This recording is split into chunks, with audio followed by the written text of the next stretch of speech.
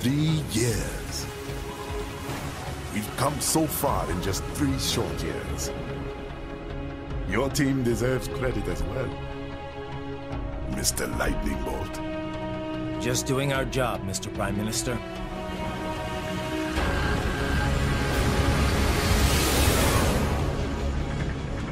Three mics out and closing. If we don't stop them here, they could destabilize the entire region. They're terrorists. I was planning on that anyway.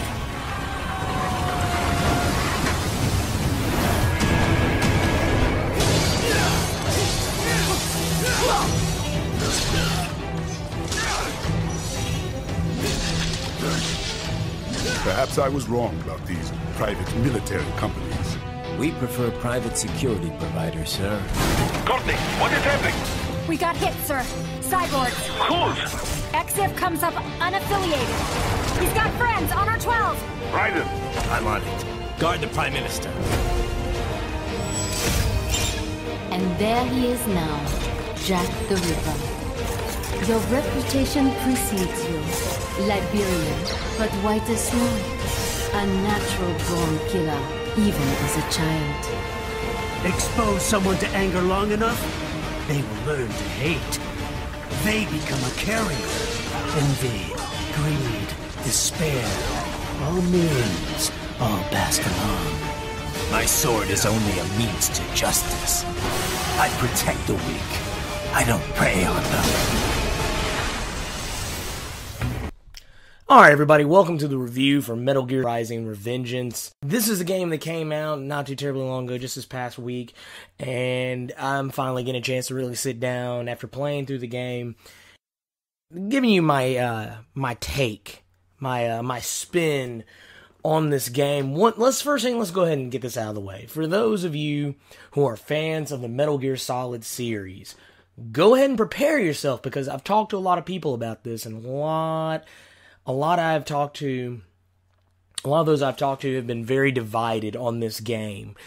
One of the things that'll probably stick out to most people who are fans of the series is the fact that recognize that Solid is nowhere in this title. So there's no Solid Snake in this game to speak of. This game is very Raiden-centric, and this is about his story. Now, originally this game was supposed to be an intertweakle, or whatever you would call it. It was supposed to take place between Metal Gear Solid 2 and Metal Gear Solid 4, which, depending on how you read the signs, it technically still is. It's just that it's not a canon story for the most part. At least that's the way Hideo Kojima kind of made it out to be. But originally, this game was intended to be the facts about what happened with Raiden in between 2 and 4. Now, with also that being said, one of the other things that'll stick out to you is the fact that the gameplay is completely different. There really isn't a stealth mechanic in this game like it is in the previous Metal Gear Solid games. In this particular title, the action is what is very centric to the game. It's the central piece to it. You're not trying to really sneak around, though there are parts of the game where they allow you to do so, and even be stealthy, but the mechanics for the game are not there. So that's really a strike against it, but at the same time, this game is meant to be more like a Devil May Cry or a Bayonetta. And speaking of, that's actually who makes the game. It's Platinum Games who brought us Bayonetta. It plays a lot like that, but with the gameplay itself, the gameplay is very crisp. It's also very tight. When you're playing the game, where you might be used to games like Devil May Cry and Bayonetta, where you have dedicated dodge buttons or dedicated dodge action moves that you can pull off, you don't really have that in this game. You actually can only block or parry, and those require you to move the analog stick and press the light attack button, which is square or X depending on which system you play on. They want you to hit this button and in the direction of the attack at the exact same time. Now, it takes precise timing to parry, whereas to block, they give you a little bit more leeway. You can actually hit it a little early. You can even, not really too late though. You gotta be spot on with it at the very least, but I mean, it's a very interesting mechanic. I thought it was a very nice touch. It's different from what you may be used to in another game of this type.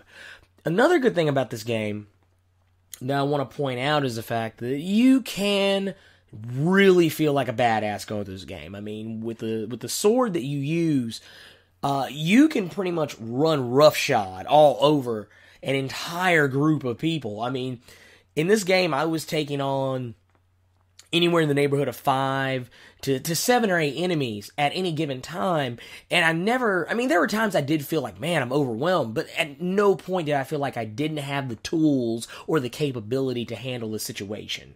So, with all that, it really just kind of, I felt like I was in this really big badass action movie or some kind of like super ninja anime type of deal. And that's actually where the game really shines, or may turn you away. You are taking on giant-sized Metal Gear Rays within the first couple of levels by yourself, using just a sword, and in some cases actually straight up engaging it full-on hand-to-hand. Now, if that's not your thing, you might want to walk away, but I also want to remind you that the Metal Gear series as a whole has always been very over-the-top and silly. So, yeah, that's something you're probably going to have to get over. One thing also, as a side note, for those of you that may not be aware, is that a lot of those Metal Gear Solid tropes, like from the previous 1, 2, 3, and 4 games, are still there. I mean, there's still a lot of political talk. There's still a lot of heavy existentialism brought up in the game. There's a lot of militaristic jargon, a lot of political jargon, a lot of, morality when it comes to the depths of politics and war. I mean, it's all there. Does it feel a little out of place because this game is a lot more fast-paced than previous games? Yes. But is it a bad thing? Not necessarily. I mean, I think the characters in the game and the way they talk to you and interact with you, the voice acting, I think it's all very good. The only blemish on it is Raiden himself, who at times, the normal Raiden voice you're used to hearing comes out more often than not. But there are some key times where Raiden tries to sound too much like Solid Snake, or he tries to sound too much like the grizzled action hero. He goes into too many of those, "my name is Raiden," moments, or "I'm taking you down," instead of using his normal voice, which I guess maybe it helps to sell it a little bit better, but I don't know. At this particular stage in the era of gaming and voice acting, I feel like it was a little cheap. I mean, with the gameplay itself, though, the only issues I really have with it are just the fact that the camera angles, while you can control, it's not necessarily Ninja Gaiden 1 bad, but at times the game kind of twists the camera around for you and may throw you off, or like at a time when you need to make a very well-timed, precise parry or block, you may miss it because the camera has shifted you around. It doesn't happen often, but every now and again it does occur. So be aware of that. Be cognizant of that, because it can become an issue for you. As far as boss fights go, the boss fights range anywhere from the spectacular to the laborious. And when I say laborious, I don't necessarily mean bad. It's the fact that when you play this game, the first thing you will notice is that, yes, with the Metal Gear fight, with the fight with Jetstream Sam, there's some fights where they actually intend for you to lose. There are some not many, but there are a couple of boss fights where you are actually expected to not win. So be prepared for that. With a lot of the characters, like one in particular, there's one boss in particular who I thought was a little cheap, but not in a bad way. I thought that, man, they made this guy way too difficult.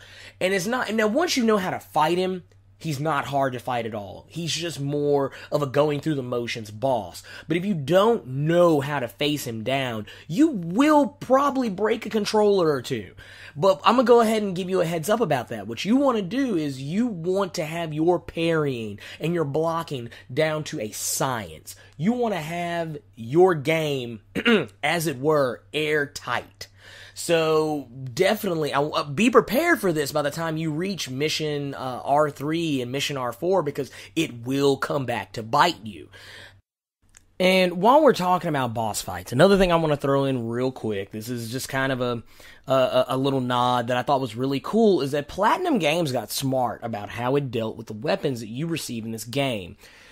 They actually took the more Mega Man route with this game. It actually pulls heavily from some stylings from Mega Man, in the sense that when you defeat a boss, the weapon that they used against you is now the weapon you get to use against all your remaining enemies, because they felt that the weapons that they put in this game for these characters were really cool, so they wanted you to be able to use them as well, and not just have to rely on the sword. So when you play this game, be prepared that the weapon that is being used against you to whip your ass, you are going to get to return the favor. So keep that in mind as well.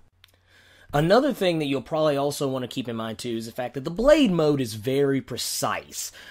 It doesn't work. You can't just go straight into blade mode and just start hacking enemies apart, because that's going to get your ass kicked a lot. But what you want to do is you got to weaken your enemies a little bit if you're going to use it just on any old random foe, and especially on the bigger, more heavy artillery enemies, like some of the more smaller Metal Gears or bigger cyborgs. But I mean, once you pepper them up a little bit with a couple of strikes, or say if you get a well-timed parry, you can go to town on them, and literally where you aim the analog stick, that's exactly where it's cutting. It's no different than the tech demo we saw a few years back when the game was first showed off. So, I mean, it's coming to the point where when you play this game, whatever you cut, even if you're not in blade mode, there's some areas where, like, maybe if an enemy's on a bridge that you can't reach by normal means, you can totally just run by and run and slice the columns and bring him down to you. It's not out of the question. I mean, there's very few things in the game you cannot destroy with your blade. So, I mean, just try it. Have fun with it. I mean, the game really does empower you. I mean, there really is nothing more satisfying than when you defeat a boss, and not only, like you do get to use the blade mode on your normal enemies, but there are times they allow you to use this on the bosses. And like I said, I mean, when it comes to giving me a game where I am allowed to, yes, be overwhelmed by the enemy, being shown up by boss characters, but you give me the opportunity to show them up in return, I mean, any game that does that is an automatic win in my book, at least in that department. So, I mean, I think a lot of people actually really enjoy that aspect of the game. And a lot of the opinions I've gotten from other reviewers, other sites, other friends, acquaintances that have played the game, one of the biggest complaints a lot of people have had about it is the fact that, it does, this is not what I was expecting. It doesn't feel like Metal Gear Solid, and that's the point. It's not supposed to be Metal Gear Solid. It is supposed to be the story of Raiden. If it makes you feel any little bit better, Hideo Kojima said so himself, that if he had a choice in the matter, he actually wanted to make this game centric to Gray Fox, the original Cyber Ninja, which is why it has that feel to it. But he said he felt that, honestly, Raiden was more of a better fit, and I can't agree with him more, because honestly, as much as I love the Cyber Ninja is one of those types of characters. Like Gray Fox is that type of guy where, to me, he suffers from what I call Boba Fett syndrome or Darth Maul syndrome. He's one of those types of characters that fans love him so much because you don't get a lot of him.